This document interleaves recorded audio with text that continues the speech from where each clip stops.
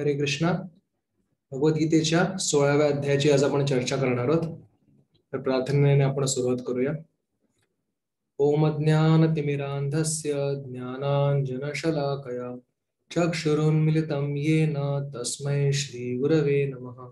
श्रीचैतन्यमनोभीष्टं स्थापितं येन भूतले स्वयं रूपः कदा मह्यं ददाति स्वपदान्तिकम्.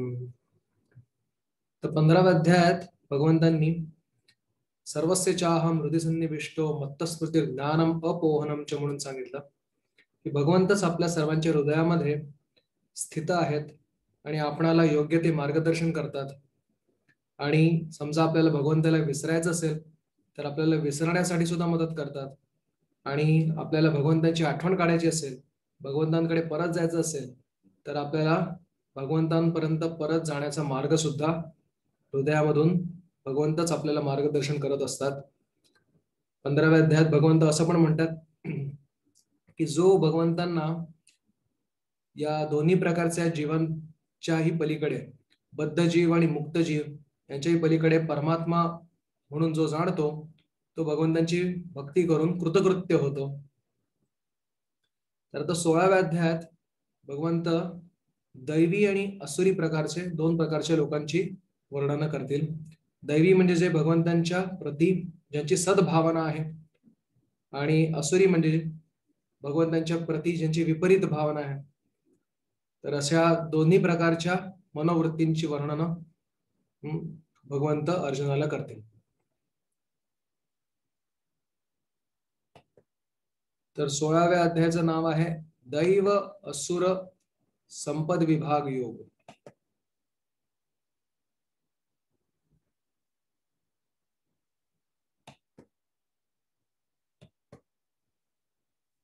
दैवी आणि असुरी स्वभावाचे दोन प्रकारचे लोक आहेत. तर या अध्यायाची मुख्य शिकवण अशा प्रकारची आहे. दैवी संपद हे मोक्षाचं कारण आहे, म्हणजे भौतिक जगातून मुक्ती मिळण्याचं कारण दैवी संपद आहे. आणि असुरी संपद मात्र बंधनाचे कारण आहे. असुरी प्रवृत्तीच्या लोकांना भगवंत असुरी योनीत जन्म जन्मांतरी क्षेपित करतात. त्यानंतर काम, क्रोध आणि लोभ ही नरकाची 3 द्वारे आहेत. कामवासनेच्या पोटी जो शास्त्रांच्या विधानांचा त्याग करतो त्याला शांती, सुख व गती मिळत नाही. शास्त्राच्या अनुसार प्रत्येकाने भक्ती केली तर असुराचा सुद्धा उद्धार होतो. शास्त्रांच्या विधानाचा त्याग केला तर या जन्मात किंवा पुढच्या जन्मात कुठल्याही जन्मात शांती, सुख किंवा गती मिळत नाही. मात्र शास्त्रानुसार प्रत्येकाने भक्ती केली तर प्रत्येकाचं भलं होतं. अगदी कोणी असुरातला असुर असलं तरी त्याचा सुद्धा उद्धार होतो. भगवंत तिकडे सांगतात वर्णाश्रम धर्माच्या अनुसार प्रत्येक व्यक्तीला त्याच्याकडून काही गुणांची अपेक्षा आहे, आणि हे गुण भगवंतांच्या प्रसन्नतेसाठी त्याने समजा त्याचं अनुशीलन केलं तर ते दैवी गुणाचं कारण ठरतं. आणि ते दैवी गुण त्याला या भौतिक जगातून मुक्त करण्यास मदत करतात. आपण पाहतो या जगामध्ये अनेक व्यक्ती आहेत, अनेक प्रकारच्या असुर भावनांनी ग्रस्त आहेत. त्यांच्या बंधनाचं कारण आहे की हृदयामध्ये असलेला असुर भाव. तर सत्ययुगामध्ये आपल्या शास्त्रांमध्ये सांगितलंय की दैव आणि असुर हे विविध ग्रहांवर होते. त्यानंतर त्रेतायुगामध्ये विशेष करून दैव आणि असुर दोन्ही प्रकारचे ची व्यक्तिमत्व एकाच ग्रहावर आली. आणि द्वापर युगामध्ये ती एकाच कुटुंबामध्ये आली. जसे कौरव पांडव, पांडव दैवी प्रवृत्तीचे होते आणि कौरव असुरी प्रवृत्तीचे होते. पण युगामध्ये मात्र आपल्या सर्वांच्या हृदयामध्ये दैवी गुण आणि असुरी गुण दोन्ही सापडतात. तर आपलं काम आहे की आपल्या दैवी गुणांना अधिकाधिक पुष्ट करणं भगवंतांची भक्ती करून, आणि असुरी गुणांना त्यांचा नायनाट करणं हे आपलं कर्तव्य आहे भगवंतांच्या आदेशानुसार. आणि याचा सर्वात सोपा उपाय आहे हरे कृष्ण महामंत्राचा जप. हरे कृष्ण कृष्ण कृष्ण हरे हरे, हरे राम राम राम हरे हरे. स्वतः ब्रह्मदेवाने सांगितले की या मंत्राचा जो जप आहे त्याद्वारे आपल्या मनावर असलेलं सर्व अज्ञानाचं आवरण जे आहे ते जसं ढगांमुळे आपली दृष्टी झाकवली जाते तशी झाकवली जाते, आणि ते ढग जेव्हा पूर्ण दूर होऊन आकाश, आपल्या मनाचा आकाश निरभ्र होईल, तेव्हा भगवंत रूपी सूर्य आपल्या हृदयामध्ये उदय करतील. तर भगवान तिकडे सांगतात हे कुठले दैवी गुण आहेत जे आपल्याला भगवंतांप्रती घेऊन जातात. तर त्यासाठी भगवंतांनी वर्णाश्रम धर्माची स्थापना केली आहे. आणि वर्णाश्रम धर्म म्हणजे एक प्रकारचा सांगाडा आहे म्हणू आपण, पण किंवा एक प्रकारचा देह आहे, पण त्याचा आत्मा आहे भागवत धर्म. तर हा वर्णाश्रम धर्म म्हणजे आपल्या मानसिकतेनुसार आपल्याला जी नियोजित केलेली कर्तव्य आहेत त्याला वर्णाश्रम धर्म म्हणतात. पण आपल्या सर्वांचा जो जैव धर्म आहे, भगवंतांच्या प्रतीचा जो साक्षात धर्म आहे, वर्णाश्रम आपण म्हणू शकतो हा अप्रत्यक्ष धर्म आहे भगवंतांच्या प्रती, भगवंतांची सेवा करण्याचा. पण भागवत धर्म साक्षात धर्म आहे. प्रल्हाद महाराज म्हणतात श्रवणम कीर्तनम विष्णू स्मरणम पादसेवनम अर्चनम वंदनम दास्यम सख्यम आत्मनिवेदनम इति भगवती अद्धा. अद्धा म्हणजे साक्षात भगवंतांची सेवा आहे ही, आणि वर्णाश्रम मात्र अप्रत्यक्ष सेवा आहे. पण भौतिक जगात असताना आपल्याला दोन्ही प्रकारच्या सेवा, प्रत्यक्ष आणि अप्रत्यक्ष, दोन्ही केल्या पाहिजेत. तर वर्णाश्रम धर्माचा जो योग्य प्रकारे पालन करतो भगवंतांच्या संतुष्टीसाठी, त्याचे गुण या श्लोकांमध्ये आता सांगतात, 3 श्लोकांमध्ये. अभयम सत्व संशुद्धिर ज्ञान योग व्यवस्थितिः दानम दमश्च यज्ञश्च स्वाध्यायस्तप आर्जवम. तर भगवंत दैवी स्वभावाच्या मनुष्यांमध्ये आढळणारे दैवी गुणांचे वर्णन या पहिल्या 3 श्लोकांमध्ये करतायत. तर त्यांपैकी आपले जे वर्णाश्रम धर्मानुसार प्रत्येकाला आपापल्या मानसिकतेनुसार प्रगती करण्यासाठी जी संधी दिली आहे त्यानुसार त्याची विविध वर्गांमध्ये विभागणी केलेली आहे. आणि हे विविध वर्ग जे आहेत ते एकमेकांना कमी लेखण्यासाठी नसून एकमेकांशी सहकार्य करून भगवंतांना प्राप्त करण्यासाठी आहेत. जसं एखाद्या शरीराचे जे विभाग आहेत, वर्गीकरण आहे, जसं शरीराला हात आहेत, पाय आहेत, डोकं आहे, तर प्रत्येकाचं वेगवेगळं कर्तव्य आहे. डोक्याचं काम आहे विचार करणं, हाताचं काम आहे काम करणं, पायाचं काम आहे शरीराला गती देणं. तर हे विभाग एक अवयव दुसऱ्याला पेक्षा कनिष्ठ किंवा उच्च हे ठरवण्यासाठी नसून जे पूर्ण शरीर आहे तर त्याला योग्य दिशेमध्ये घेऊन जाण्यासाठी कारणीभूत आहेत. त्याच प्रकारे समाजाचे विविध जे अवयव आहेत, जसे ब्राह्मण, क्षत्रिय, वैश्य, शूद्र आणि ब्रह्मचारी, गृहस्थ, वानप्रस्थ आणि संन्यासी हे समाजाचे अवयव आहेत. त्यांनी एकमेकांना कनिष्ठ न समजता आपापली कार्य योग्य प्रकारे करून समाजरूपी जो देह आहे त्याला भगवंतांप्रती घेऊन जाण्यासाठी ही केलेली सगळी व्यवस्था आहे. तर जो संन्यासी आहे त्याच्यामध्ये हे पहिले 3 गुण दिसून आले पाहिजेत. अभयम म्हणजे निर्भयपणा, सत्व संशुद्धी हृदयाचं शुद्धीकरण, आणि ज्ञान योग व्यवस्थिती म्हणजे भगवत भक्तीचा प्रचार योग्य सुसंगत तर्क आणि आकलनासोबत जेव्हा करतो तर त्याला प्रचार म्हणजे संन्यासाचं काम आहे भक्ती ज्ञानाचा प्रचार. तर अभयम या शब्दाचा अर्थ आहे की एखादा जो संन्यासी आहे त्याला हृदयामध्ये पूर्ण खात्री असली पाहिजे की भगवंत माझ्यासोबत आहेत आणि मी कुठेही असलो तरी मी एकटा नाही, भगवंत नेहमीच माझ्या जोडीला आहेत, आणि तेव्हा त्याला अभय प्राप्त होतं. आणि हा संन्यासाचा गुणधर्म आहे. सत्व संशुद्धी, तसं हृदय शुद्ध असलं पाहिजे, कुठल्याही प्रकारची कामवासना त्याच्यात हृदयात असली नाही पाहिजे. निष्किंचनस्य भगवत भजनोन्मुखस्य पारं परं जिग्मिषुर भवसागरस्य संदर्शनम विषयिनाम अथयोषितांच हा हंत हंत विषभक्षणतोपि असाधू. चैतन्य महाप्रभू आपल्या उदाहरणातून स्पष्ट करतात की जेव्हा प्रतापरुद्र महाराज त्यांना भेटण्याची इच्छा करतात, सार्वभौम भट्टाचार्य त्यांना सांगतात महाप्रभूंना की अशा प्रकारे महाप्रभू संन्यास लीलेमध्ये आहेत आणि प्रतापरुद्र महाराज त्यांना भेटण्याची इच्छा करतायत, तर मग महाप्रभू सांगतायत की विरक्त संन्यासी आम्हा राजदर्शन, स्त्री दर्शन समान विशेर भक्षण. स्त्री आणि स्त्री संघांचं, स्त्रींचे जो संघ करतो त्यांचं दर्शन संन्यासाने करणं म्हणजे विष खाण्यापेक्षाही वाईट आहे. तर श्रील प्रभुपाद इकडे तात्पर्यात सांगतात की एखाद्या संन्यासासाठी अशा प्रकारचा विचार मनामध्ये येणं, कुठल्या स्त्रीच्या प्रती कामवासना मनामध्ये येणं, हा म्हणजे विष खाण्याहून अधिक वाईट प्रकार आहे. अशी भावना मनात येण्याच्या आधीच त्याचा मृत्यू का नाही झाला असं एखाद्या संन्यासाला वाटलं पाहिजे. सत्व संशुद्धी, आणि म्हणून चैतन्य महाप्रभू हे तर महावदान्य म्हणतात त्यांना, अत्यंत कृपाळू बद्ध जीवांच्या प्रती.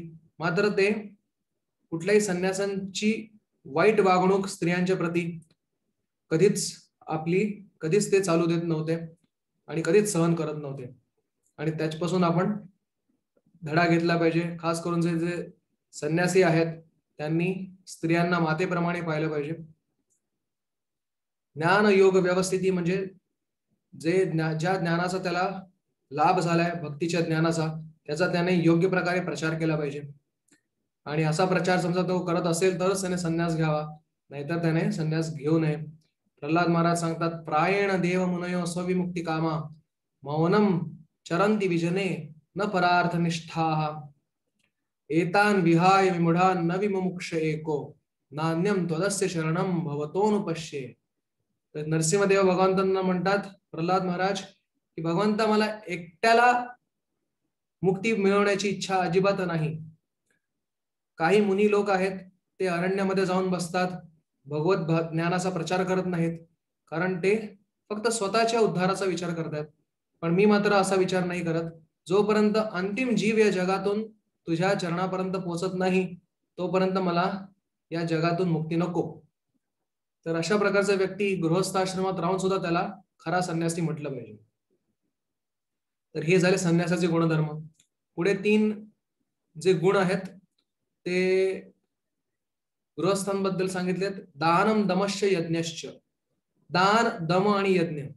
आपल्या संस्कृतीनुसार ब्रह्मचारी, वानप्रस्थ आणि संन्यासी हे धन अर्जन करत नाहीत, फक्त गृहस्थ धन अर्जन करतात. आणि म्हणून ते योग्य व्यक्तीस, सुपात्र व्यक्तीस किंवा सुपात्र संस्थेला ते दान करू शकतात. आपल्या शास्त्रामध्ये सांगितलंय, जी संस्था किंवा जी व्यक्ती भगवत भक्तीचा प्रचार करते त्या व्यक्तीला मदत म्हणून दान करणं हा खरा दान धर्म आहे. आणि तो शुद्ध सत्वामधला दान धर्म आहे. आणि तामसिक आणि राजसिक दान म्हणजे कुठल्याही अशास्त्रीय कुपात्र व्यक्तीला दान करणं, हे म्हणजे त्याच्यातून काही दान करणाऱ्याला पण लाभ नाही, दान घेणाऱ्याला पण अजिबात त्याच्यातून लाभ नाही. गृहस्थाचं कर्तव्य आहे की दान करणं. कधी कुठे तो तीर्थयात्रेला वगैरे गेला तर मंदिराच्या जीर्णोद्धारासाठी दान करणं.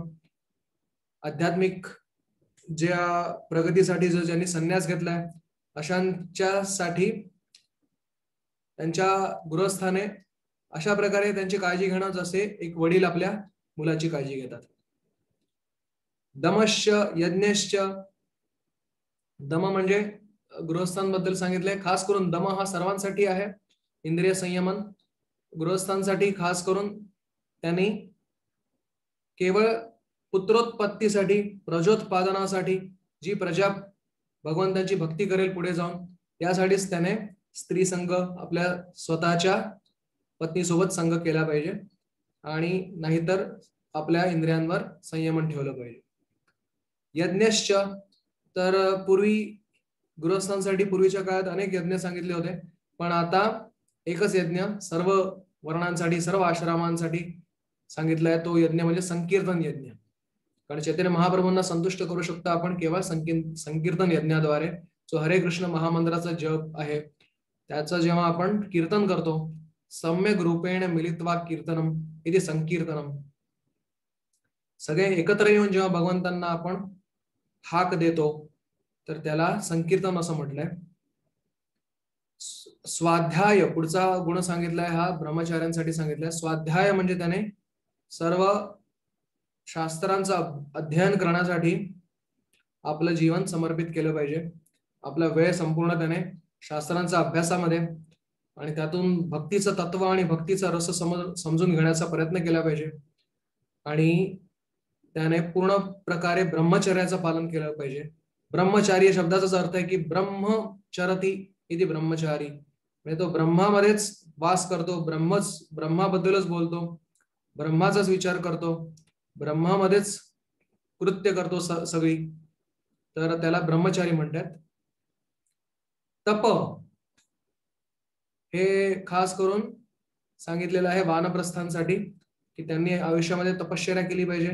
वेगवेगळी व्रत आहेत, कार्तिक व्रत आहे, पुरुषोत्तम व्रत आहे, त्या व्रतांचं पालन केलं पाहिजे त्याने आणि आपल्याला भक्तीमध्ये पुढे सरकण्याचा प्रयत्न केला पाहिजे. त्यानंतर पुढचे जे गुण सांगितले ते ब्राह्मणाचे गुणधर्म सांगितलेत. आर्जवम म्हणजे साधेपणा,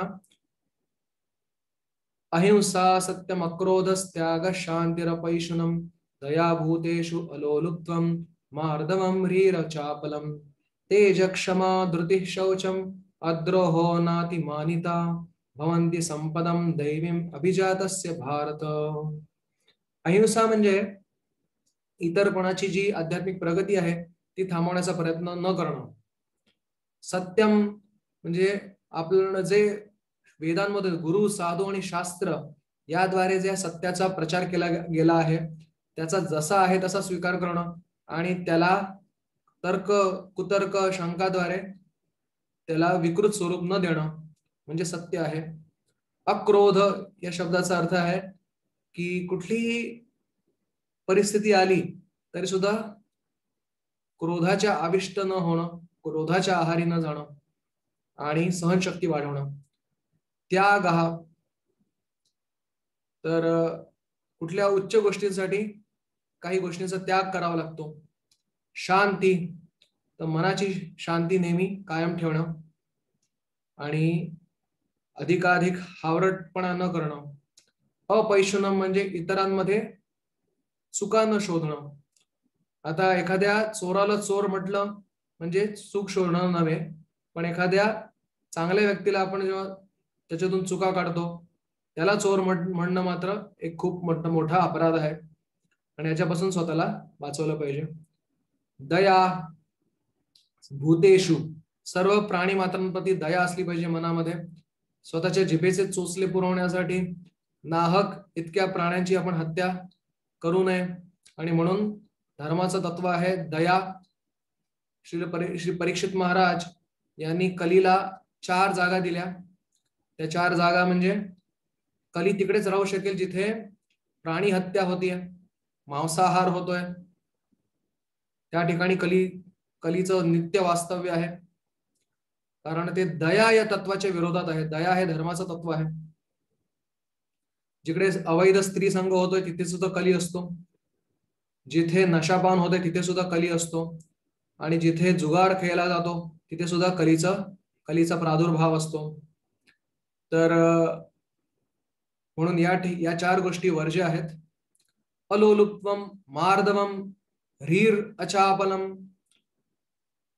म्हणजे मृदुत्व, स्वभावाचं जे मृदुत्व आहे ते असलं पाहिजे. ह्रीर काहीतरी चुकीचं करताना मनामध्ये भय निर्माण झालं पाहिजे.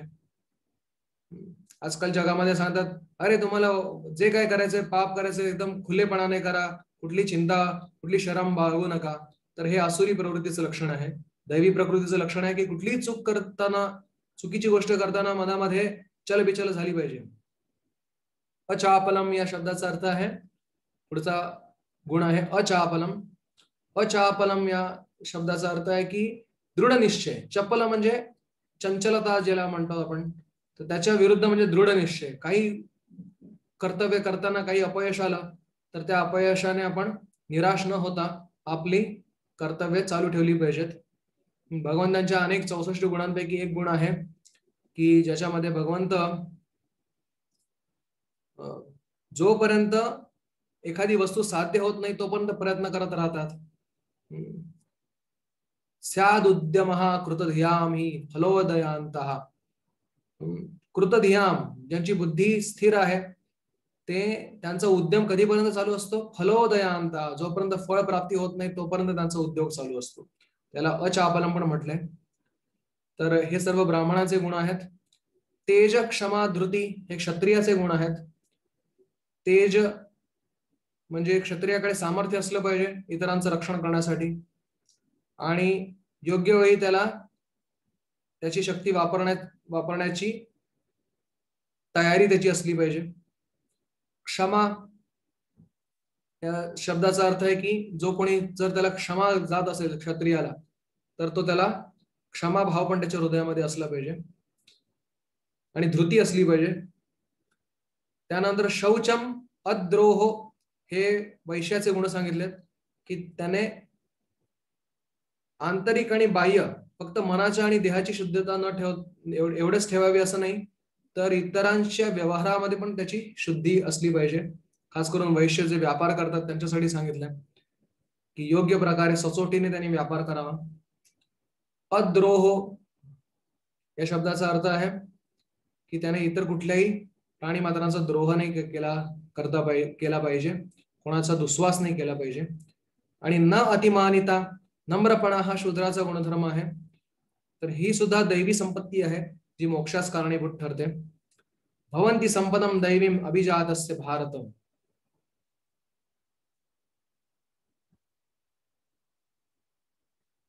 आता या सर्वांबद्दल सांगितलं. आता सांगते त्याच्या पूर्ण विपरीत म्हणजे जे असुरी गुण आहेत. दंभो दर्पोभिमानश्च क्रोध पारुष्यमेव च अज्ञानम चाभिजातस्य पार्थ संपदमासुरीम. असुरी प्रवृत्तीच्या लोकांचे गुण काय आहेत? दंभ म्हणजे दांभिकता, ढोंगीपणा, उर्मटपणा, अहंकार, अज्ञान हे सर्व त्यांचे गुणधर्म आहेत. प्रभुपाद तात्पर्यामध्ये सांगतात की या श्लोकामध्ये नरकामध्ये जाण्याच्या राजमार्गाचे वर्णन करण्यात आले आहे. नरकात जाण्याचा जो एक्सप्रेस हायवे किंवा जो राजमार्ग आहे तो हा आहे, हायवे. दंभो, दर्प, अभिमान, क्रोध, पारुष्य. तर इकडे एक गोष्ट सांगतात की कशा प्रकारे अहंकार आपल्या नाशास कारणीभूत ठरतो. तर एक तत्पर शिल्पकार असतो, निपुण कुशल शिल्पकार असतो, त्याला आपल्या शिल्पाचा अत्यंत गर्व असतो. तर जेव्हा त्याला समजतं की त्याचा मृत्यू जवळ येणार आहे, जवळ आलेला आहे, तर तो यमराजांना फसवण्यासाठी स्वतःसारख्याच 8 शिल्पांची, मूर्त्यांची निर्मिती करतो आणि स्वतः सुद्धा त्याच प्रकारे एक स्थिती मूर्तीप्रमाणे त्या 8 मूर्त्यांच्या मध्ये जाऊन स्वतः उभा राहतो. स्वतःच्या अगदी हुबेहूब प्रतिकृती निर्माण करतो यमराजाला फसवण्यासाठी. तर यमराज येतात आणि सगळ्या शिल्पाची पाहणी करतात आणि खरोखर त्याने एवढं सुंदर शिल्प बनवलेलं असतं की कोणाला वाटावं की कुठलं जिवंत आहे आणि कुठलं मृत आहे, कुठली मूर्ती आहे आणि कुठला खरोखर व्यक्ती आहे. तर यमराज सर्व पाहून हसतात आणि म्हणतात, अरे या शिल्पामध्ये तर एक चूक, तर ढोबळ चूक आहे या शिल्पांमध्ये. तर जो खरोखरचा शिल्पकार असतो, जिवंत शिल्पकार, त्याला राग येतो आणि तो यमराजाला म्हणतो, अरे माझ्या शिल्पामध्ये काहीच चूक नाही, कुठली चूक आहे दाखवा. तर यमराज त्याच्याकडे पाहून म्हणतात, ही चूक आहे की तुला अहंकार आहे आणि त्याद्वारेच तू आता काय केलंस, तू स्वतःच पुढे आलायस आणि आता मी तुला घेऊन जाणार. तू शिल्प नाहीयेस हे तू सिद्ध केलंस तुझ्या अहंकाराने. ही शिल्पकाराची चूक होती. अहंकार नाशास कसा कारणीभूत आहे. दुसरं असं की बऱ्याच वेळा की अनेक चुकीच्या अहंकारामुळे आपल्याला हा देह प्राप्त झालाय आणि त्याचा अधिक अभिमान काही जण करतात. तर आधीच चुकीच्या मनोवृत्तीमुळे काही शिक्षा मिळते, पण त्या शिक्षेलाच जो बक्षीस समजतो तर त्याला त्याची परिस्थिती अजून अधिक बिकट आहे. जसं एक उदाहरण देतात की एक चावरा कुत्रा होता, ज्याला त्याला रस्त्यात भेटायचं, त्याला चावायचा. तर त्याच्या मालकाने त्याला त्याचं चावणं थांबवण्यासाठी त्याच्या गळ्यामध्ये एक मोठं लाकडाचं लोढणं फळी लावून दिली. त्या कुत्र्याला वाटायला लागलं की अरे मी एवढा ग्रेट आहे, उत्तम कुत्रा आहे की मला माझ्या मालकाने बक्षीस दिलंय, ही पदवी दिली आहे, मला एक चिन्ह दिलंय माझ्या सत्काराचं, आणि म्हणून त्याची मान नेहमी ताठ असायची आणि जेव्हा कुठल्या वाटेत दुसरा कुठला कुत्रा भेटला तर त्याच्याकडे हा चावरा कुत्रा ढुंकूनही पाहत नसे, कारण त्याला अहंकार निर्माण झाला की वा बघा बघा बाकी कुत्र्यांकडे असं लोढणं नाहीये, मलाच माझ्या मालकाने बक्षीस दिले. तर आपली अवस्था पण कधी त्या चावऱ्या कुत्र्याप्रमाणे नको व्हायला, की आपल्याला आपल्या अहंकारामुळे काही शिक्षा देते मायादेवी आणि आपण समजतोय की हे बक्षीस आहे.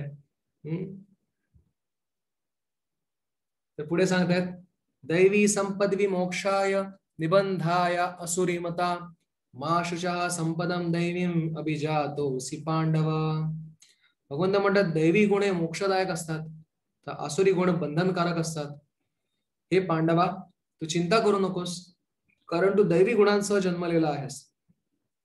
आता कदाचित मगाशी पारुष्य शब्द वापरला, हिंसा शब्द वापरला, तर अर्जुनाला कदाचित वाटेल की मी सुद्धा हिंसा करण्यास प्रवृत्त झालेलो आहे, तर मी सुद्धा असुर आहे का?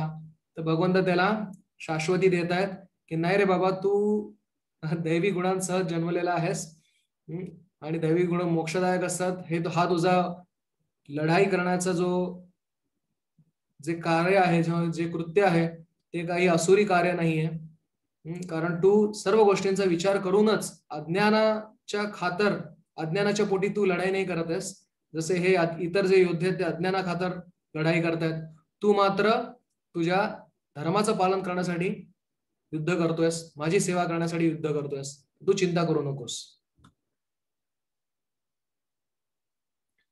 द्वौ भूत सर्गो लोकेस्मिन् दैव आसुर एव च दैवो विस्तरशः प्रोक्ता आसुरम पार्थ मे शृणु. त्या जगामध्ये दैवी आणि आसुरी दोन प्रकारचे जीव आहेत. भगवंत आता आसुरी गुणांचे विवरण करतील. दैवी गुणांबद्दल सांगितलं आणि पार्था तू काळजी करू नकोस, तू दैवी गुणाने तुझं काय आहे घडण तुझी त्याने झालेली आहे. एक मराठी कविता सुद्धा आहे, मन शुद्ध तुझं गोष्ट आहे पृथ्वी मोलाची. आपण ऐकली असेल, मन शुद्ध तुझ गोष्ट हाय पृथ्वी मोलाची, तू चाल पुढं तुला रगड्या भीती कुणाची, परवा भी कुणाची. मन शुद्ध तुझं गोष्ट आहे, पृथ्वी मोलाची गोष्ट आहे, तर तू पुढे चालत राहा, भक्ती करत राहा. तू चाल पुढं तुला रगड्या भीती कोणाची, कोणाची भीती आहे तुला. तर हिंदीमध्ये पण एक अशी कहावत आहे की मन चंगा तो कठौती में गंगा. मन जर शुद्ध असेल तर मग गंगादेवी स्वयं त्याच्यावर कृपा, गंगेची कृपा त्याला नेहमीच प्राप्त आहे. तर पुढे असुरी प्रवृत्तीच्या लोकांचं वर्णन करतात. प्रवृत्तींच निवृत्तींच जना न विदुरासुरा न शौचम नापि चाचारो न सत्यम तेषु विद्यते. प्रवृत्ती म्हणजे काय करावं त्याला माहित नाही, निवृत्ती काय न करावं ते त्याला माहित नाही. असुरी प्रवृत्तीच्या लोकांना, आधुनिक जगात अधिकाधिक लोकांना कसे कपडे घालावे, काय खावं काय नाही खावं, कसं बोलावं काय नाही बोलावं, काय करावं काय नाही करावं, याची अजिबातच काही माहिती नाही, याचं काहीच ज्ञान नाही. तर ते असुरी प्रवृत्तीचं लक्षण आहे. न शौचम, काय योग्य काय उचित काय अनुचित, नापि चाचारो, कुठला सदाचार कुठला दुराचार, न सत्यम, काय खरं कसं खरं बोलायचं हे त्याच्या ठाईच नसतं. या गोष्टी शौच आचार आणि सत्य. तर आणि ते सत्य बोलणं, समजा खरं बोलणं अत्यंत साधं सरळपणाचं लक्षण आहे आणि खोटं बोलल्यानंतर अधिकाधिक तो त्या खोट्यामध्ये गुरफटत जातो आणि ते खोटं लपवण्यासाठी अधिक खोटं बोलावं लागतं आणि त्याने अधिकाधिक तो दूषित होतो, हृदयाचं अधिकाधिक दूषित होऊ लागतं. त्याची एक सुंदर किस्सा सांगतात, त्याच्यामध्ये एक विनोदी किस्सा सांगतात की एकदा 4 मित्र परीक्षेला जात होते. परीक्षा एका गाडीमध्ये बसून, त्यांच्या कारमध्ये बसून जात होते परीक्षेला. तर त्यांची गाडी मध्ये थांबून ते थोडी पिकनिक करण्यासाठी थोडासा इकडे तिकडे वेळ फुकट घालवतात आणि परीक्षेची वेळ टळून जाते. पुन्हा गाडीत बसतात आणि कॉलेजला येतात गाडी मध्येच सोडतात, त्यांना मनामध्ये एकमेकांशी चर्चा करतात. अरे आता पर्यवेक्षकांना काय सांगायचं, आपण इकडे उडाण टप्पूपणा करून आपला वेळ फुकट घालवला, पण आता परीक्षेची वेळ निघून गेली, तर आता पर्यवेक्षक काय आपली पुन्हा परीक्षा घेणार नाहीत, तर आपण गाडी इकडेच सोडू, चालत जाऊ आणि काहीतरी खोटा बहाणा सांगू. तर 4 जण जातात आणि पर्यवेक्षकाला सांगतात की क्षमा करा, आम्ही वेळेवर येऊ शकलो नाही कारण आमची गाडी पंक्चर झाली होती, असं खोटं खोटंच सांगतात. पर्यवेक्षक म्हणतात की मग काय करायचं असं तुमची इच्छा आहे, तर म्हणतात आमची पुन्हा परीक्षा घ्या, पुन्हा कधीतरी. तर पर्यवेक्षक म्हणतात नाही नाही, पुन्हा नाही, आजच परीक्षा घेतो. आता तुम्हाला 4 वर्गात 4 जणांना बसवतो आणि तुमची आत्ताच परीक्षा घेतो. तर 4 विद्यार्थ्यांना 4 वर्गामध्ये 4 वेगवेगळ्या खोल्यांमध्ये बसवतात आणि नंतर पर्यवेक्षक ते प्रत्येकाच्या प्रश्नपत्रिकेत एकच प्रश्न लिहून देतात. तो प्रश्न असतो, कुठला टायर पंक्चर झाला. कारण ते खोटं तर बोलले होते, पण त्यांनी नक्कीच ठरवलं नव्हतं की कुठला टायर पंक्चर झाला होता त्यांना. कारण ते बनावट टायर, म्हणजे एक जण म्हणेल डावा टायर, एक जण म्हणेल उजवा टायर, कोणी म्हणेल पुढचा टायर, कोणी बोलेल मागचा टायर. तर त्याच्यातून त्यांचा खोटेपणा उघडकीस येईल. त्यामुळे अशा प्रकारचे असुरी प्रवृत्तीचे लोक नेहमीच संकटात सापडतात. आणि त्यांची जगाविषयीची काय भावना असते, असत्यम अप्रतिष्ठम ते जगत आहुर अनीश्वरम अपरस्पर संभूतम किमन्यत काम हेतुकम. तर हे जग असत्य आहे म्हणतात, या जगाला काही आधार नाहीये म्हणतात, की हे जग काही भगवंताने निर्माण नाही केलं म्हणतात. जगत आहुर अनीश्वरम. तर तथाकथित जे अंधविश्वासू लोक आहेत ते म्हणतात की हे जग कदाचित एका अणूचा स्फोट झाला आणि त्यातून एक जग निर्माण झालं. पण या अशा प्रकारच्या कुतर्काला काहीच कुठेही काही थारा नाही, काहीच काही पाया नाही, काही नाही. अत्यंत अवैज्ञानिक ही जी जे काय ते मांडतायत त्यांची कुतर्क आणि चुकीच्या कल्पना, तर त्याला बळी पडण्याचं आपल्याला काहीच कारण नाही. हे असुरी लोकांचं लक्षण आहे. काही जण म्हणतात की आपण आपल्या वैदिक शास्त्राच्या नुसार ब्रह्मदेवांनी सर्व सृष्टी निर्माण केली. 84 लाख योनी सुद्धा ब्रह्मदेवांनीच निर्माण केल्या भगवान श्रीकृष्णांच्या आदेशानुसार. आणि ब्रह्मदेवानंतर अनेक जे प्रजापती आहेत त्यांची उत्पत्ती झाली आणि प्रजापतींपासून संपूर्ण मानवी वंशाची निर्मिती झाली. तर हे अत्यंत शास्त्रशुद्ध आहे. सर्व गुरु साधू शास्त्र संत यालाच दुजोरा देतात.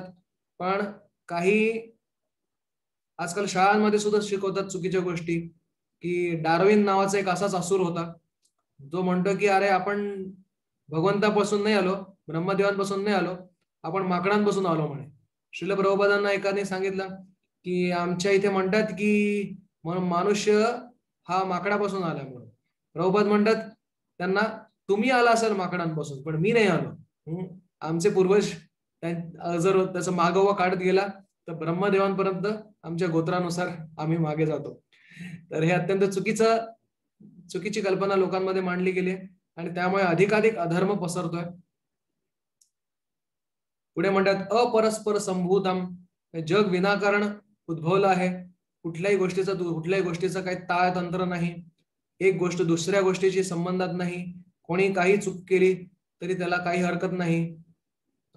कर्माचा नियम असं काही नसतं. तर ही ह्या सगळ्या अधार्मिक प्रवृत्ती आहेत.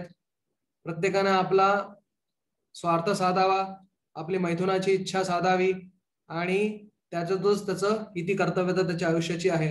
हे सर्व काही असुरी प्रवृत्तीचं लक्षण आहे. एताम दृष्टीम अवष्टभ्य नष्टात्मानो अल्पबुद्धया प्रभवंती उग्र कर्माणः क्षयाय जगतो हिताः. तर मग आता कर्माचा नियमच नाही मानायचा आहे, आपण आत्मा आहोत हेच नाही मानायचं आहे, आपण पुन्हा पुन्हा शरीर बदलतो हेच मानायचं नाहीये, भगवंत आपल्या सर्व हालचालींची देखरेख करतात हे नाही मानायचं आहे. तर मग साहजिकच आहे की तो जगाच्या स्वतःच्या स्वार्थासाठी संपूर्ण जगाचं अहित करण्यास मागे पुढे पाहणार नाही. उग्र कर्म, निसर्गावर पण तो अतिक्रमण करेल, कोणाची पर्वा करणार नाही, स्वतःचा नाश ओढवून घेईल, संपूर्ण जगाचा नाश ओढवून घेईल. उग्र कर्म, मोठमोठ्या फॅक्टरी, मोठमोठ्या जे तथाकथित शोध लावून अणुबॉम्ब इत्यादी इत्यादी, तर पर्यावरणाचं प्रदूषण, या सर्व गोष्टी करण्याच्या मागे तो अजिबात कचरणार नाही. या सगळं उग्र कर्म आहे. त्या उग्र कर्माद्वारे कधीच आपली जी पर्यावरण संस्था आहे ती कधीच शाबूत राहणार नाही. आणि आपल्या वैदिक संस्कृतीमध्ये प्रत्येक गोष्टीबद्दल, प्रत्येक जी वस्तू आहे, हवा असू दे, पाणी असू दे, नदी असू दे, पर्वत असू दे, सर्वांविषयी ही भगवंताची शक्ती आहे म्हणून त्याचा आदर करण्याची आपली पद्धत आहे. आणि आपल्या संस्कृतीमध्ये पण तेच सांगितलंय.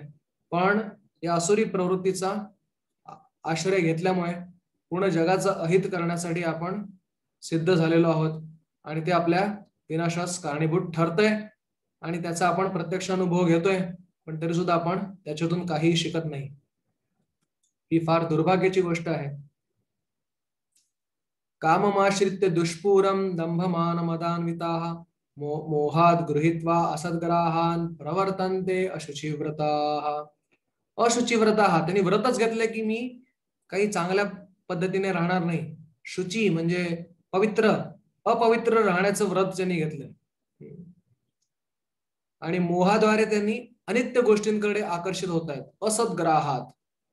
प्रल्हाद महाराज हिरण्यकशिपूंना म्हणतायत, न साधु मन्ये असुरवर्य देहिनाम सदा समुद्विग्न धियाम असद्ग्रहात वनम गतो यद हरिमाश्रयेत हित्वात्मपातम गृहमंदकूपम वनम गतो यद हरिमाश्रयेत. म्हणतायत तुम्ही असद अनित्य गोष्टींच्या प्रती, पैसा, मान, सम्मान, शक्ती, राजकारण यांच्या मागे तुम्ही धावताय, पण आता तुम्हाला खरोखर स्वतःचा उद्धार करायचा असेल तर तुम्ही वृंदावनामध्ये जाऊन भगवंताची भक्ती करा, असं प्रल्हाद महाराज हिरण्यकशिपूंना सांगतात. आश्रित्य दुष्पूरम, त्यांची कामवासना कधीही पूर्ण होणारी नाही. दंभमान मदान्विता, खोटी प्रतिष्ठा आणि मदामध्ये ते डुंबत आहेत. चिंताम अपरिमेयाम च प्रलयांताम उपाश्रिताः कामोपभोग परमा एतावदिति निश्चिताः आशाशपाशशतैर्बद्धा काम क्रोध परायणाः ईहन्ते काम भोगार्थम अन्यायेनार्थ संचयान. इंद्रिय तृप्ती करणे हीच मानव संस्कृतीची मुख्य आवश्यकता आहे असा असुरांचा विश्वास असतो. अशा प्रकारे त्यांना मरेतोपर्यंत अमर्याद चिंतांनी ग्रासलेले असते. शेकडो हजारो आशारूपी पाशांनी बद्ध झालेले आणि काम क्रोध परायण झालेले आसुरी लोक इंद्रिय तृप्तीसाठी अन्यायी मार्गाने धनसंचय करतात. हे काही कलियुगामध्ये नवीन नाही. लोक सर्व गोष्टींचा व्यापार करतात. हिंसा, खोटेपणा, सर्व अन्यायी प्रवृत्तींच्या द्वारे धनसंचय करण्याच्या मागे लागले.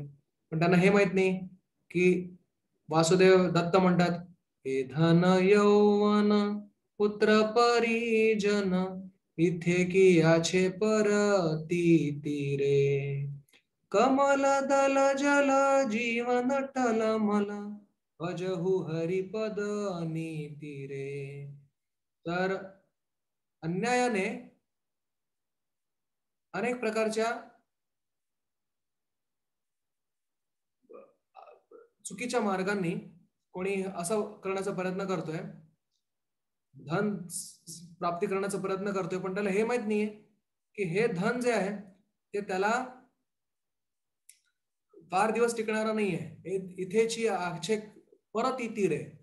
ह्याच्यामध्ये प्रत्यय काय आहे त्याला की धन यौवन हे काही दिवसांसाठी आहे आणि त्यासाठी आपल्या संपूर्ण मनुष्य जीवनाची होळी करणं हे आणि एवढा मोठा धोका पत्करणं हे अजिबात युक्तिसंगत नाही. तर काही लहानपणापासूनच म्हातारपणा येईपर्यंत, जसं आदि शंकराचार्य सांगतात, बालस्तावत क्रीडासक्तः तरुणस्तावत तरुणीसक्तः वृद्धस्तावत चिंतासक्तः परे ब्रह्मणी कोपी न सक्तः. जोपर्यंत लहान आहे तोपर्यंत क्रीडेमध्ये आसक्त आहे, तरुण आहे तोपर्यंत तरुणीमध्ये आसक्त आहे आणि वृद्ध आहे तोपर्यंत चिंतेमध्ये आसक्त आहे. तर पण परब्रह्म नाही, म्हणजे भगवंतामध्ये मात्र कोणीच आसक्त नाही. दुकान तर इथे एक किस्सा सांगतात की एक दुकानदार असतो आणि तो त्याच्या मृत्यूशय्याला टेकतो आणि त्याचे जे सगळे कुटुंबीय असतात त्याच्या आजूबाजूला जमलेले असतात, तर तो आपल्या मृतप्राय आवाजात, खाली बसलेल्या आवाजात सगळ्यांना म्हणतोय, कातर आवाजात विचारतोय की माझी पत्नी कुठे आहे? तर त्यांची पत्नी म्हणते, मी तुमच्या बाजूला बसली आहे. माझा मोठा मुलगा कुठे आहे? मोठा मुलगा म्हणतो, मी तुमच्या समोर आहे. माझी माझी माझा मधला मुलगा कुठे आहे? तो पण म्हणतो, मी पण तुमच्या समोर आहे बाबा. माझी लहान मुलगी कुठे आहे? तर ती म्हणते, ती पण समोरून म्हणते, मी तुमच्या समोर आहे, इकडेच आहे. मग तो दुकानदार म्हणतो की, अरे मूर्खांनो, सगळेजण इकडे आहात तर दुकान कोण सांभाळतं? अशा प्रकारे अगदी मरेपर्यंत त्या अमर्याद चिंतानी त्यांना ग्रासलेलं असतं. तोपर्यंत तरी सुद्धा त्यांची हाव सुटत नाही. तर पुढे म्हणतात, इदम अद्य मया लब्धम इमं प्राप्से मनोरथम इदम अस्ति इदमपि मे भविष्यति पुनर्धनम असो मया हतशत्रुर्हनिष्ये चापरानपि ईश्वरोऽहम् अहं भोगी सिद्धोऽहं बलवान सुखी आढ्योऽपि जनवानस्मि कोऽन्योऽस्ति सदृशं मया याक्षे दास्यामि मोदिष्य इत्यज्ञान विमोहिताः. तर आसुरी मनुष्य विचार करतो, आज माझ्याकडे इतकी संपत्ती आहे आणि माझ्या योजनेनुसार अधिक संपत्ती प्राप्त करेन, इतकं धन माझ्याकडे आहे, भविष्यात उत्तरोत्तर वाढवेन. हा आज माझा शत्रू आहे, त्याला मी मारलाय, इतर शत्रू पण मी मारेन. मी सर्वांचा ईश्वर आहे, मीच भोक्ता आहे, मीच परिपूर्ण आहे, मीच बलवान आहे, मीच सुखी आहे. आपल्या आजूबाजूला माझे वैभवशाली नातलग असलेला मीच धनाढ्य आहे. माझ्यासारखा बलवान आणि सुखी कोणी नाही. यज्ञ करीन मी, दान देईन मी, मौज मजा करीन. अशा प्रकारे असुर लोक अज्ञानाने मोहित झालेले असतात.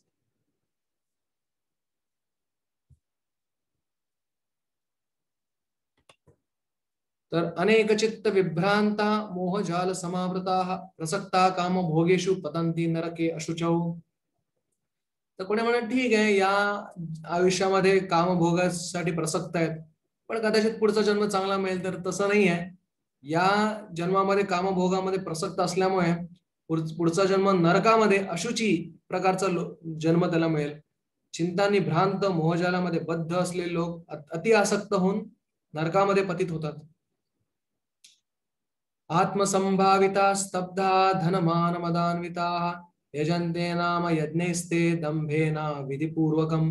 आणि कधी कधी धर्मध्वजी पण म्हणतात, ते धर्माचं खोटं खोटं नाटक पण करतात, आपल्याला श्रेष्ठ मानतात, उद्धट असतात, खोट्या प्रतिष्ठेसाठी कधी कधी दान पण करतात, पण ते सुद्धा शास्त्राचे विधानाचं पालन न करता करतात, केवळ अहम भावाने करतात.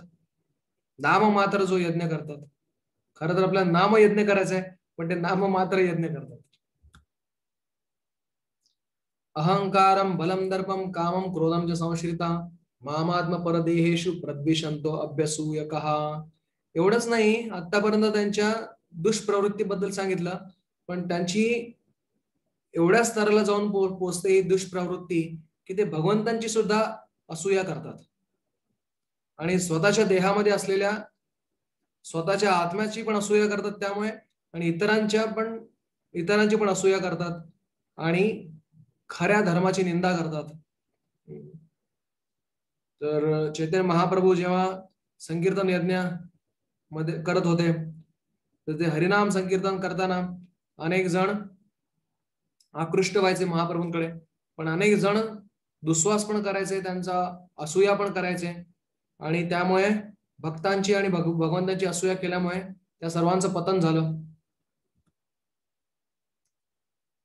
तानहं द्विषता क्रूरान संसारेषु नराधमान क्षिपामि अजस्रम अशुभान आसुरेष्वेव योनिषु. असे जे द्वेष करणारे, खास करून भक्तांचे द्वेष करणारे आहेत, त्यांना भगवंत असुरांच्या योनीमध्ये पुन्हा पुन्हा टाकतात. त्यानंतर अजून पुढे खालचा देह त्यांना पशु योनी, कुत्रा मांजराचा देह त्यांना मिळत जातो. तर असे नराधम जे आहेत, एक उदाहरण आहे की ज्याच्यामध्ये गोपाल चापल नावाची जी व्यक्ती आहे, तर ती श्रीवास ठाकूर नावाचे महाप्रभूंचे जे खास अनुयायी होते, तर त्यांचे फार मत्सर करायचे. रात्रभर जेव्हा श्रीवास ठाकूर कीर्तन करायचे तेव्हा सकाळी त्यांच्या दाराशी येऊन त्याने मांस आणि मद्य, ज्या अत्यंत घृणित वस्तू आहेत, त्या त्याने ठेवल्या गोपाल चापलने. तर हरिदास ठाकूर सकाळी, श्रीवास ठाकूर सकाळी दार उघडून बघतात तर सगळीकडे सगळा तो तंत्र, जी तमोगुणी तंत्रविद्या आहे, तर त्याच्यासाठी जे जी सामग्री वापरतात, मांस मद्य इत्यादी, तर ती सामग्री पाहून सर्व गावाला बोलून श्रीवास ठाकूर म्हणतात, बघा बघा बघा मी काय किती पतित आहे, मी हे सगळं करत असतो. तर मग सगळे गावकरी म्हणतात, अरे अरे अरे कुठल्या दुष्टाने हे काम केलं. तर ते सर्व पदार्थ दूर करून ती जागा पुन्हा शेणाने आणि गोमूत्राने लेपली जाते. आणि हा जो क्रूर द्वेषी जो गोपाल चापल आहे, तर त्याला भगवंत चैतन्य महाप्रभू असा धडा शिकवतात की लगेच त्याला कुष्ठरोग होतो. आणि कुष्ठरोग झाल्यानंतर संपूर्ण त्याचे अंग हातपाय झडतात आणि तो महाप्रभूंना येऊन क्षमा मागतो आणि म्हणतो की मला क्षमा करा, मी खूप दुःखामध्ये आहे, तुम्ही माझ्या नातेवाईकाप्रमाणे आहात, तुम्ही माझा उद्धार करा. चैतन्य महाप्रभू म्हणतात, तू माझ्या भक्ताचा द्वेष करतोस, तुला मी करोडो जन्म अशा प्रकारे कुष्ठरोगी बनवेन. आणि त्यानंतर तू म्हणतात की जेव्हा आपल्या खांद्याला पायात काटा जेव्हा रुततो तेव्हा तो काय खांद्यातून बाहेर येतो, पायात रुतलेला काटा पायातूनच बाहेर येतो. त्याच प्रकारे तू श्रीवास ठाकूरांचा अपराध केलास, त्यांची जाऊन क्षमा माग, मगच तुला या अपराधातून मुक्त करीन. आता तुला प्रत्येक आयुष्यामध्ये आसुरी शेव योनिषू तुला या अशा प्रकारचं दुःख भोगायला लागेल. गोपाल चापल जाऊन श्रीवास ठाकूरांची क्षमा मागतात, तेव्हा ते त्यांच्या दोषातून मुक्त होतात. आसुरीं योनिमापन्ना मूढा जन्मनी जन्मनी माम अप्राप्यैव कौन्तेय ततो यान्ति अधमां गतिं. ते स्वतःच्या हृदयात असलेल्या भगवंतांचाच विशेष द्वेष करतात, तसे मूढ लोक पुन्हा पुन्हा प्रत्येक जन्मामध्ये भगवंतांची प्राप्ती न करता असुरी अधम गतीला प्राप्त होतात. आणि ही सुद्धा भगवंतांची एक प्रकारे कृपा आहे की त्यांना योग्य धडा शिकवण्यासाठी भगवंत त्यांना असुर योनीमध्ये क्षेपित करतात. त्यांना निरंतर अधःपतन करून झाल्यानंतर कधी कधी त्यांचे डोकं ठिकाणावर आल्यानंतर भगवंतांना ते शरण जाण्या किंवा भक्ताची कृपा त्याच्यामध्ये आयुष्यामध्ये आल्यानंतर ते भगवंतांना शरण जाऊ शकतात. पुढे म्हणतात, त्रिविधम नरकस्येदम द्वारम नाशनमात्मनः काम क्रोध तथा लोभस्तस्मादेतत्त्रयं त्यजेत्. काम, क्रोध आणि लोभ ही नरकामध्ये जाण्याची 3 द्वारे आहेत. प्रत्येक बुद्धिमान मनुष्याने त्यांचा त्याग केला पाहिजे, कारण या तिन्हीमुळे आत्म्याचा नाश होतो. आज तुम्ही पाहिलं तर गुन्हेगारीमध्ये सगळ्यात मुख्य कारण ही 3च आहेत, काम, क्रोध आणि लोभ. अधिकाधिक गोष्टींचा लोभ, इतर लोकांचा मत्सर किंवा क्रोध, असहिष्णुता आणि आपली जी गोष्ट नाही त्यासाठी असलेली कामवासना, या तिन्हीमुळे आत्म्याचा नाश होतो. एतेर विमुक्ता कौन्तेय तमोद्वारे स्त्रिभिर्नरा आचरती आत्मना श्रेयस्ततो याति पराम गतिम.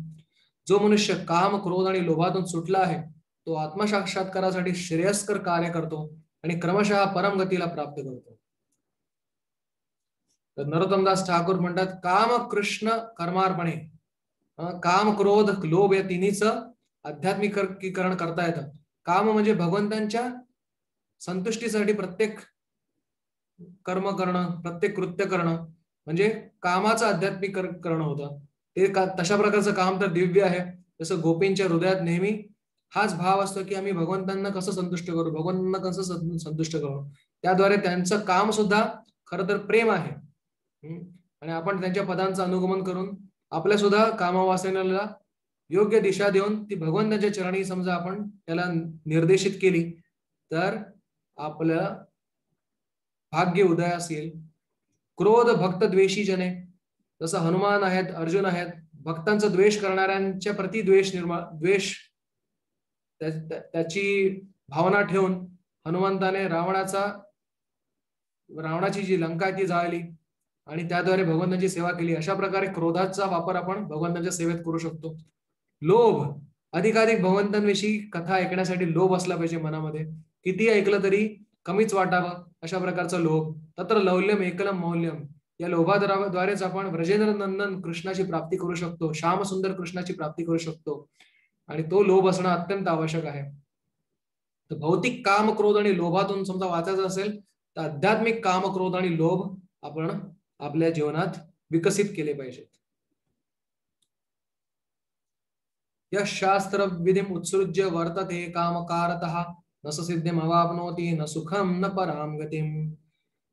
मात्र जो शास्त्र विधी, शास्त्र हे भगवंतानीच दिलेले आहेत. धर्मम तो साक्षात भगवत प्रणीतम. शास्त्र रूपामध्ये भगवंतच आपल्याला धर्माचं वर्णन करतात. त्याचा कामवासनेच्या आहारी जाऊन जो शास्त्र विधीचा त्याग करतो तो ना या जगात सुख प्राप्त करतो ना पुढच्या जगात. न सिद्धी अवाप्नोति. त्याला सिद्धी, सुख आणि परमगती प्राप्त होत नाहीत. म्हणून प्रत्येकाने आता प्रत्येक धर्मामध्ये, संप्रदायामध्ये काही शास्त्रांचं पालन केलं जातं. कुठल्या ना कुठल्या शास्त्राचं पालन केलं जातं. परंतु सर्व शास्त्रांचा मूळ उद्देश आहे भगवंतांच्या विषयी प्रेम निर्माण करणं. काही शास्त्रांमध्ये त्याची कमी माहिती असेल, काही शास्त्रांमध्ये, वैदिक शास्त्रामध्ये जी सर्वात जास्त माहिती, सर्वात जास्त ज्ञान, सर्वात परिपूर्ण ज्ञान आपल्याला प्राप्त होतं.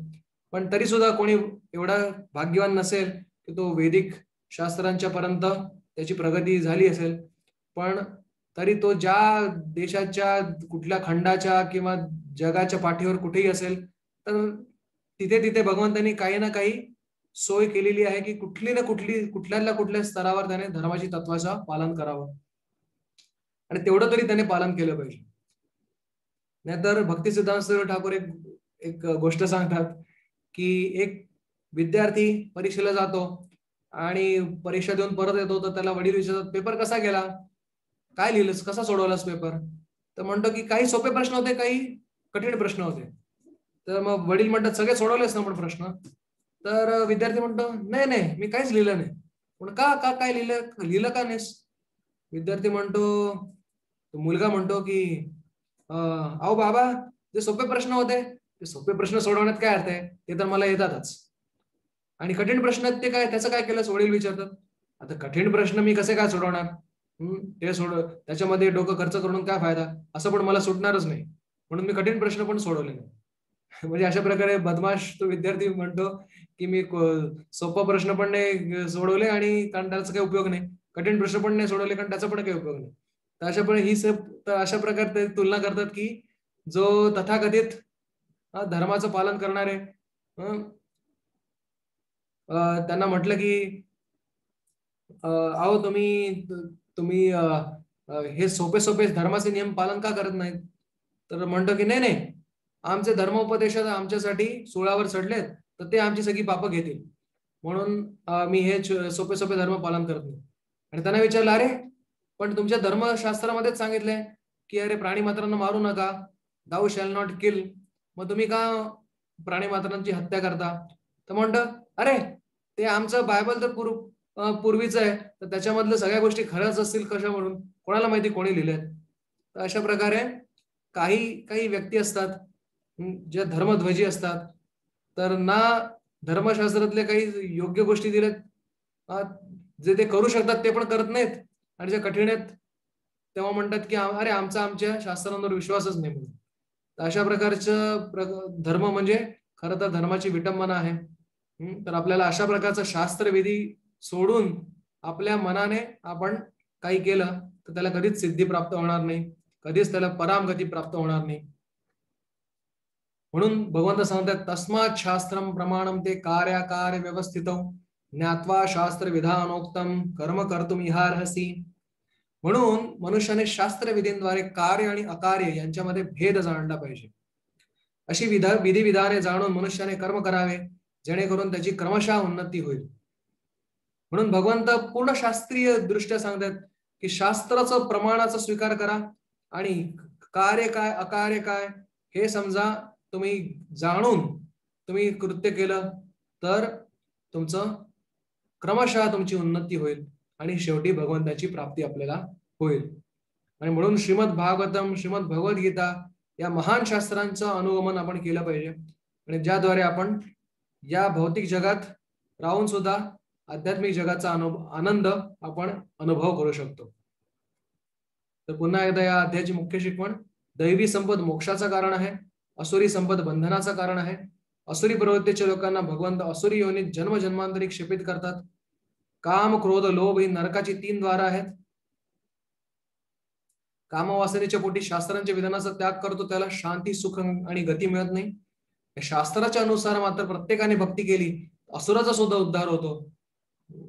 अगदी आपल्या उदाहरणं आहेत की मृगारी, जगाई, माधाई या सर्वांचा उद्धार भगवंतांचा आणि भगवंतांच्या भक्तांच्या कृपेने शास्त्राच्या अनुसार त्यांनी भक्ती केली आणि त्यांचा उद्धार झाला. तर आपला सुद्धा उद्धार होणं सहज शक्य आहे. तर असा या अध्यायाचा तात्पर्य आहे. या अध्यायामध्ये आपण पाहिलं की भगवंत प्रथम दैवी गुण सांगतात. जे वर्णाश्रम धर्मामध्ये स्थित आहेत त्यांनी वर्णाश्रम धर्म भगवंतांच्या संतुष्टीसाठी केला पाहिजे. धर्म संनुष्ठित पुंसाम विश्वक्सेन कथासु या नोत्पादये धृतियतीम श्रम एव हि केवलम. जोपर्यंत भगवंतांच्या प्रती रती उत्पन्न होत नाही अशा प्रकारचा धर्म म्हणजे श्रमच आहेत केवळ. तर सवई पुंसाम परो धर्मो यतो भक्तिरधोक्षजे अहैतुकी अप्रतिहता ययात्मा सुप्रसिद्धती. खरा धर्म आहे भगवंतांची भक्ती करणं. त्याद्वारे आपलं हृदय पूर्णपणे संतुष्ट होऊ शकतं. आणि त्यासाठी अप्रत्यक्षपणे धर्म आहे जो वर्णाश्रम धर्म आहे. अतः पुंबीर द्विज श्रेष्ठ वर्णाश्रम विभागशः स्वानुष्ठितस्य धर्मस्य संसिद्धीर हरितोषणम. भगवान श्रीकृष्ण संतुष्ट झाले तरच आपला कुठलाही वर्णाश्रम धर्म किंवा भागवत धर्म सफल नक्की हो, तेव्हाच तो सफल होतो. आणि हे दैवी गुण सांगितलेत जे भगवंतांच्या प्रती जाण्यासाठी आपल्याला मदत करतात. आणि जे 4 वर्ण 4 आश्रमाचे जे गुण आहेत ते दैवी गुण आहेत.